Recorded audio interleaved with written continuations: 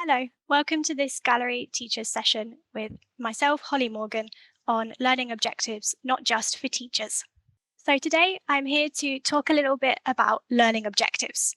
Learning objectives are an area which are often not talked about much within teacher training sessions, apart from for the use of lesson plans. And today I want us to have a look at how we can use them, not just for ourselves as teachers, but also for students. So what are lesson objectives? If we think about defining lesson objectives themselves, I would think about these four things. We're all really familiar with writing lesson objectives when we're preparing to be observed, usually for a formal observation, maybe on our initial teacher training courses. They help us to plan and structure our lessons and to maximize learning opportunities within the classroom. And they give our lessons a clear focus, so we know what we're going to teach and how we're going to teach it. And ultimately, they help the observer to decide if a lesson has been successful or not. And hopefully, I'm sure you've all had lots of successful lessons over your training courses and while teaching. And when we are writing our lesson objectives, there are a few things that we need to consider. First of all, we need to think about where to start. How do we start writing our lesson objectives? So first, when I'm writing my objectives, I think about what type of lesson am I going to be teaching? It might be a textbook-based lesson. Lots of schools use textbooks. My school also uses textbooks. And so there might be a specific unit you have to cover during the week or specific pages you need to go through on a specific day. So this is a consideration. I would open my textbook and have a look. What am I teaching? It might be a skills-based lesson. Depending on the course that you're teaching, there might be a lot of focus on speaking or listening or reading or writing. And so your objectives might be slightly different than a general English course. You might also be using an outcomes-based syllabus or preparing outcomes-based lessons where you have a list of objectives or outcomes you need to achieve by the end of the course, but it's maybe not so prescriptive on when you need to do certain things. So you have a bit more flexibility. And I also think about how can I ensure that the objectives that I'm writing can be met. And a really easy way of doing that is to think about SMART objectives. So when writing our lesson objectives, we need to think SMART. And to help us do this, we're going to use the SMART acronym. So if we start with S, S stands for specific. So we want to think about what exactly do we want the students to be able to do at the end of the lesson. Maybe I want to think about my production activity. Is there something specific I want them to complete by the end of the lesson? We also need to think about if our objectives are measurable. How will I know that the students can use the language at the end of the lesson? Is there the production activity to show me this? Is there a task that will show me that the students have achieved this objective? It also has to be achievable. Do the learners have the language ability currently to achieve the objective? If I'm teaching an elementary class and I'm asking them to use the past perfect, that's not very achievable. They haven't studied the past simple yet. It's impossible to ask them to do this. So we need to make sure that we're pitching the lesson at a level which is appropriate for the students. Is it relevant? Can the learners see the value in this objective? We want them to be able to use this language outside the classroom. So we need to make sure that there is a real world value in learning this language and studying this language point. And I want my objectives to be time bound. Is it possible to do this activity or to achieve this objective in the time that I have? Maybe it's an hour lesson, maybe it's 90 minutes. But I don't want the students to be rushing to complete something if they don't have enough time to do it. There needs to be a time limit on it. So if I think about my lesson objectives, I also want to think about who are they for? So first of all, what are our objectives as teachers? Have a quick think about it. So I would say that some of our objectives as teachers are that we want to have a clear language focus during our lessons. We want to make sure that the students are learning something new. They are improving their grammar skills, increasing their vocabulary range. We also usually want to focus on communication. We want them to be able to leave the classroom and use this language and be able to communicate and to achieve what they need to achieve with the English language. And maybe we have some personal objectives as teachers. Maybe we want to work on our teacher talk time, or we want to work on our board work. So we might have some specific teacher-based objectives about our own practice. But there are also objectives for the learners. And when I think about the learners, I often think that they just want to be able to use what they studied outside the classroom. They've, invested a lot of effort, a lot of time, sometimes a lot of money into learning English, and they want to be able to use it in their real lives to help them in their daily life, or maybe to help them to gain employment or to study. So it's important that they can use it outside the classroom. So let's think a bit more about teacher objectives. These are often displayed on lesson plans. They're the things that we all have to sit down and write, our main objectives and maybe our sub-aims. And we often use lots of meta language when we write our own objectives. We talk about specific language points, which perhaps is not very accessible for students. But there are also learner objectives. These are the ones that I want to show to my students, and they are displayed and referred to during the class. I might write them up on the board, I might display them on a PowerPoint screen. And they should really be focused on what the learners can do with the language or the skills that they are practicing. There might be a bit of meta language if it's appropriate for the level of the student, but it's more about what can they do with this language. This is what is important. So this is the area we're going to focus on next.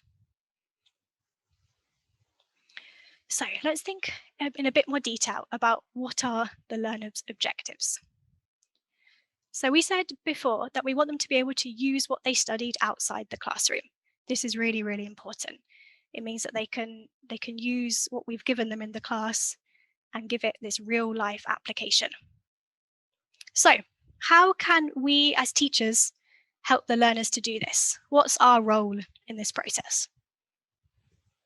So, as I've mentioned already, we can give our learners some objectives that have a real world application, thinking about how we use language in the real world, outside our small classrooms.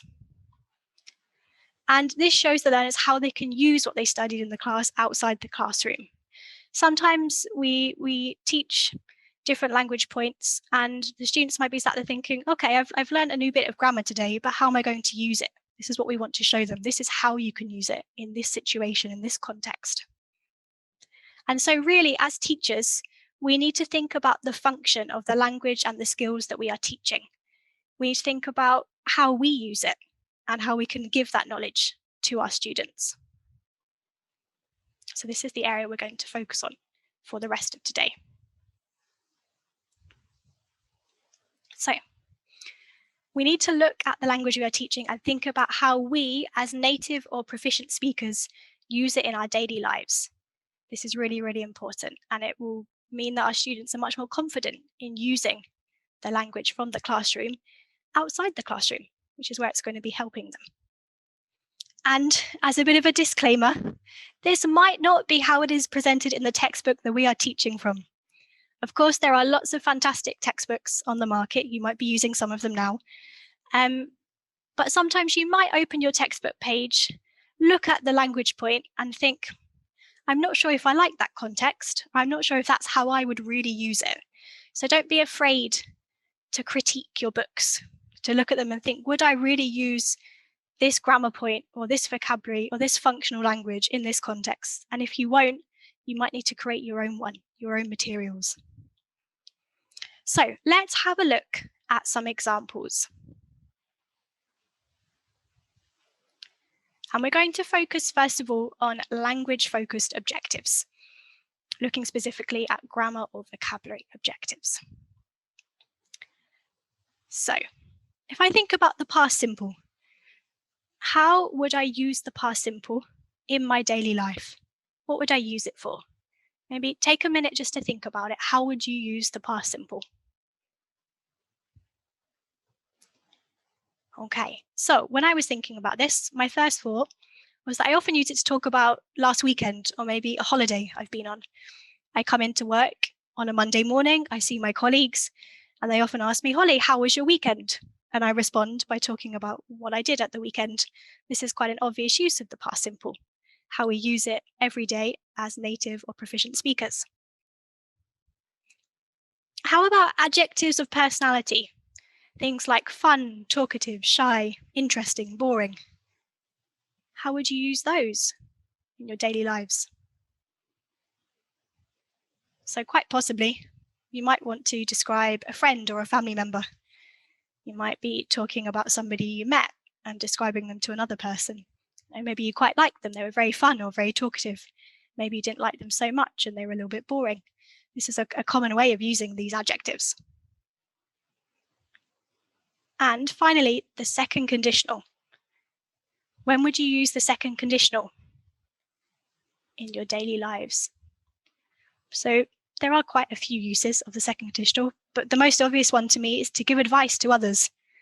I have a friend who has a problem, and I often respond by saying, if I were you, I would na na na. A very common way of using the second conditional, and a way that the learners could use it outside the classroom when giving advice to others. So these are language-focused objectives, okay, looking at how we would use this language outside the classroom in a natural context. So let's have a look next at skills-focused objectives, thinking about reading, listening, speaking, and writing. Because of course we need to think about skills. So imagine I open my textbook and there is a reading activity where I have to match the headings to the paragraphs. Very typical activity, A, B, C, D, E, F, matching them up with the boxes in the text, in the paragraphs. What is this? How would you use this type of skill in real life? What is it teaching the students? So really, I would say this is helping the students to read for general information or for gist in a paragraph. They're quickly scanning through the article and they're finding the key information in each paragraph so they can match it to the heading. Something we do as, as proficient readers. We pick up a newspaper article. We don't read every word. We have a look through. We might read the subheadings and we get the gist. We figure it out, but we don't read every word. So something which is useful for students too. How about a speaking activity? Very typical in textbooks, a list of discussion questions, perhaps about a topic that has been mentioned in a reading activity or in a listening activity previously. So what are they doing with this activity? One possibility could be that they're practicing talking at length, using hesitation devices to give time to think. When we as proficient speakers or native speakers, if we want to talk about something, we might have a pause. We might go, well, let me see. I'm not sure about that. And these are things that our students need. They need time to think. And when they are talking about these discussion questions, they're probably going to need a bit of thinking time, a bit of time to formulate their ideas. And finally, writing activity. Perhaps there might be a model writing task, might be a newspaper article, might be a short story, and the students are asked to identify the theme of each paragraph. So what each paragraph is about. What real life application is this teaching to the students, if we have a think about it? Very possibly, it wants them to think about organizing their writing logically, using a standard structure. If I'm thinking about a short story, for example, if the students are identifying the theme, that's because there's normally some sort of opening. There's normally a kind of setting the scene. There's normally some sort of problem, a conflict. Then there's a resolution. And then there's how the story is left, how the story develops. And so if the students can identify the structure of different types of writing and different texts, that will help them to recreate them themselves in the future.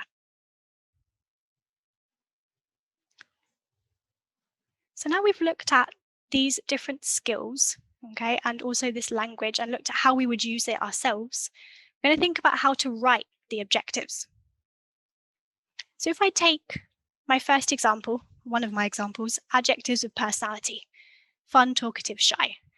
We said previously that we might use this to describe a friend or a family member, quite a common use of these adjectives. If you were going to write this lesson objective to show to students, how could you write it in a way that is accessible for them? Maybe have a quick think about it. So my suggestion would be something like this. By the end of the lesson, we will be better able to describe our family and friends' personalities using different adjectives. So let's break it down. Let's see how I created this objective. So if I start with the first part, by the end of the lesson. This means that my objective is time-bound. I'm not saying by next week, by next year, in 20 minutes time. I'm giving it a very specific timing, and I'm letting the students know that this is what they should have achieved by the end. So it gives them this motivation. This is what they're going to do. Then I have, we will be better able to. And this is the part of my objective which is achievable or measurable. Maybe in some situations I might say be better able to, but this suggests that they'll be able to use the new language point perfectly first time, which I'm sure, as we know, doesn't always happen. I wouldn't expect my students to use the past simple perfectly in the first lesson, but I would expect them to be better able to do it than they were at the beginning. I would expect them to be able to use maybe a few regular and irregular verbs, so they have improved. Then I said to describe our family and friends' personalities. So this makes it specific and relevant. It's specific because it's not every single person in the world that they encounter, but it's people they know. And it's also relevant to their own lives. These are people they probably want to talk about. They probably want to describe their family and friends to others. And so it gives it this real life meaning, which means they're probably more likely to use it outside the classroom. And finally, using different adjectives, which is my language focus or my skill, in this case, a language focus. So when I'm writing my objectives, I normally use this structure. By the end of the lesson, we will be better able to, followed by the specific context or the real life context, the relevant context, and the language or the skills practice they're going to do to be able to do this. So let's have a look at a skills objective now. So let's go back to our objective about reading. We were matching headings to paragraphs, and we said that this skill was really to read for general information in a paragraph, to be able to skim and to find the key points. How do you think you could write this skills objective? Have a quick think about it, maybe make a quick note. How would you do this?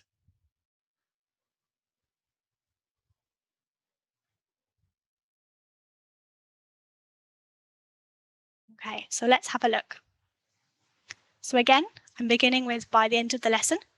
This makes my objective time-bound. We will be better able to means it's achievable and it's measurable. Now I've got identify key information, or general information, I could also say, in newspaper articles, if this was my text that I was using. So if we have a look at this one, there's a slightly different order at the end of the objective. So we've got here identify key information is a bit more of the skill, and newspaper articles is the context, the part that is relevant to the students' lives. They're going to be reading newspaper articles in their daily lives, or in some context they'll be finding out about the news. So in this one I've reordered it slightly, just and put it in a slightly different order than with my language objective, but it's still very much the same. It's measurable, it's achievable, it's time bound, and it gives a context and a real life application. Now that we've had a look at some objectives, we're going to look at a few more examples. So if we have a look at an objective which is a bit weaker. So for example, by the end of the lesson, we will be better able to use the present simple. By the end of the lesson, fantastic, it's time bound. We will be better able to, again, makes it achievable and measurable. And here, to use the present simple. This is quite general. It's not hugely specific. The present simple can be used in many different ways, in many different contexts. And so it doesn't really have a relevance to the student's life because I'm not telling them in this objective how they can use this language. If they leave my classroom after this objective, they'll probably say to their friends, "Today I learnt the present simple." And their friend might say, "What's that? How do you use it?" And they'll go, "Not too sure." Whereas if I change it, I might say, by the end of the lesson, we will be better able to talk about our daily routine using the present simple. Can we see how this gives an instant real life context to our objective? It shows how the students can use it, and they know very clearly when they leave the classroom, if they go home and talk to family or friends, they would be able to talk about their daily routine, or they would feel a bit more confident in doing that, and they would know when to use this language point.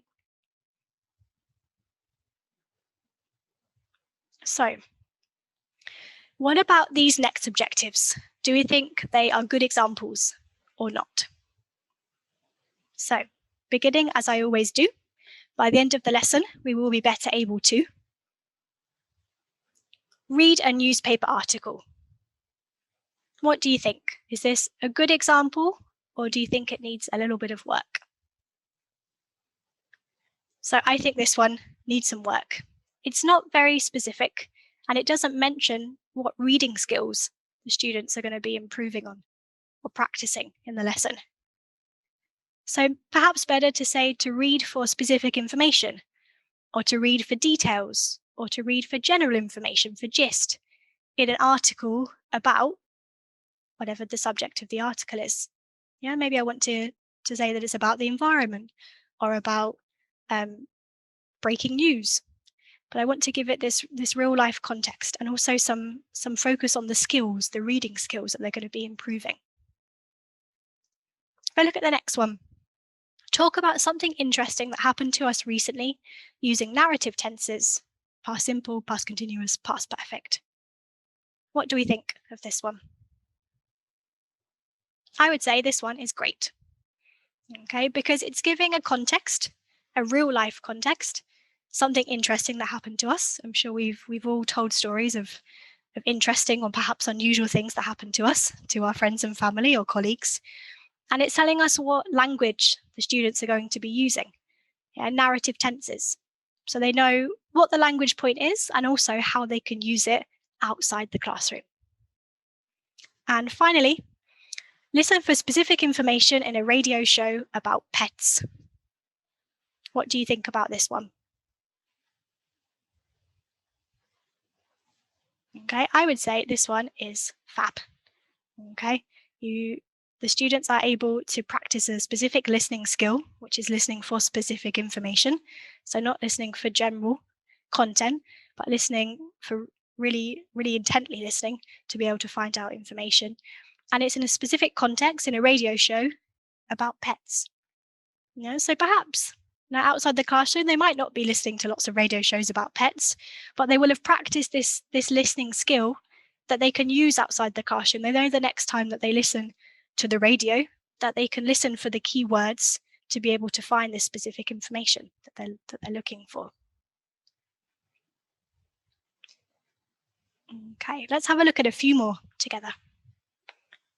So, use the present perfect accurately. What do we think? I would say again, this one needs work. This is a very common objective that I have seen in classrooms, this use of the word accurately, which I think is a little bit misleading. How can we measure that students can do something accurately? How accurately do we as native or proficient speakers use the present perfect? I'm sure I probably make mistakes from time to time when I'm speaking really quickly or thinking about what I want to say next. So much better to say, talk about our travel experiences using the present perfect. Often a very common question when you are talking about holidays, someone might say, have you ever been to this place? And you go, oh yes, I went there 20 years ago and it's fantastic. It's a really common context to use the present perfect. And again, shows the students how they can use it outside the classroom. The next time they're having a conversation about holidays or travel, they know that they can use this specific language point in this context. How about talk without stopping about our dreams? What do we think of this example? Again, I would say this one needs some work. And perhaps I would change it to keep a conversation going by asking follow-up questions or using fillers to give us time to think. Yeah, talk without stopping is a little bit generic. Yeah, what does this mean, talk without stopping? Yeah, instead, maybe they want to keep the conversation going, or they want to use fillers like, well, let me see, a bit like hesitation devices, to give them time to think. This is how they can use this specific skill outside the classroom when they are talking in a context where they need to continue speaking for a period of time.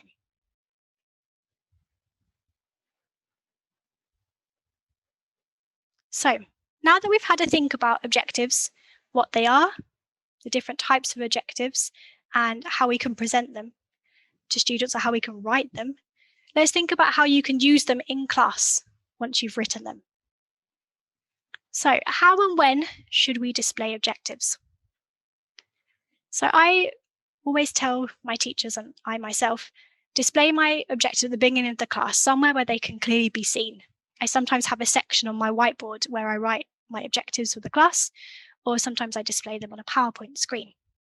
And I go through them. I tell the students what they're going to be doing in the class. It builds confidence with the students. It shows that you've thought about what you're teaching, you've planned effectively, and they can see an outcome, they can see where the lesson is going. Because students want to know what they'll be learning in the class. You know, they want to know why they are there, why have they paid money for this class, what they're going to be doing. And when should I refer back to them? So I display them at the beginning of class, but I also might want to come back to them during the class. We can use them as a learning tool. And when you have finished a section of your lesson relating to that objective, maybe it's the reading task, then I'll go back to my objectives and I'll ask the students how they feel about it. How do you feel about this? Do you think you can now read for specific information? Do you find that a bit easier than you did at the beginning? And then ticking them off. If they say, yeah, happy with that, giving it a tick. This is really, really motivating for students. They can see that they've learned something in the class, even though we know they are always learning with us. It just shows the students what they are doing and gives them a bit of confidence in their abilities. We can also use our objectives as a bit of an end of lesson reflection. So we can use them to consolidate learning at the end of the class, when you get to the end, to show students what they have done with you that day. And it helps to summarize what's been learned, to bring it back to the front of the student's mind, to help them remember so that before they leave the class, it's fresh in their minds. What have they done and how are they going to be using it outside the classroom? And it means that they're going to feel more confident using English. Yeah, if they leave the classroom going, oh, today I learned this and this, and I feel more confident with it, it means that when they're outside the classroom in situations that are sometimes difficult or uncomfortable for them, especially if they're based in an English-speaking country, that they'll be more confident to try and have a go. And this is part of our role as a teacher, is to build confidence and to make the students feel better able to communicate with the language that they currently have. And as teachers, if they say they feel more confident or can do something that they couldn't do at the beginning of the lesson, then we've done a great job. Yeah, for us, we can see, wow, they've really achieved what I wanted them to, and it can boost your confidence as a teacher, as well as showing the students what they have learned. So really, this brings me to the question of why bother? Why are we writing all of these lesson objectives? Well, the way I think about this is I think about how is it going to help my students? As a teacher, I want them to learn and improve, and I want to help them. And this is always at the forefront of everything that I do in my classroom. So objectives really make our lessons relevant to the learners' lives. They show them how they can use language in their own daily lives. I think they can really increase motivation in class. As we mentioned, ticking off these objectives means that students feel motivated. They want to come back to class. They want to learn more because they're seeing their progress every day, every hour. Again, it shows the learners what they have achieved, especially when we tick them off. You know, it's this feeling of achievement and accomplishment. And also, many schools do require it because of their accreditation. Many of us work with accreditation bodies who require objectives to be on the board at all times. And sometimes this feels a little bit like a box ticking exercise. I write my objectives on the board because I'm told by my director of studies that I have to, and it's part of our accreditation procedure. But really, they are part of the student's learning experience. We might have to do them for this purpose, but we can utilize them in the classroom. And actually, they're for more than accreditation purposes. They're to help us show the students what they've learned, what they are learning, and what they've achieved. They're not just a box ticking exercise. And I really hope that you'll think about objectives in your classroom and how they can help your students, because you'll find that they can really improve the learning process and give so much more confidence to your students, which is what we want. We want students who are happy, learning, and confident.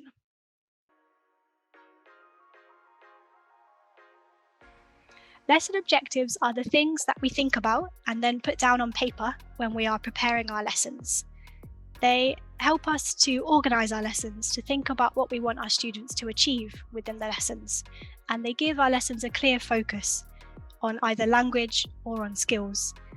They are really important because they make sure that not only are our lessons focused, but that the students are achieving and that they are improving their language skills when they are with us. There are some key differences between the objectives we write on our lesson plans and the objectives we share with students in the classroom. Our objectives on our lesson plans are often focused on what we want our students to achieve. They might be based on communication, and they might also be thinking about our own skills as a teacher. Whereas student-facing objectives, the ones we show to students in the classroom, are often about how the students can use the language outside the classroom. How are they going to use it in their real lives? How is it valuable to them? How is it relevant? And what will they be able to do when they leave our classroom?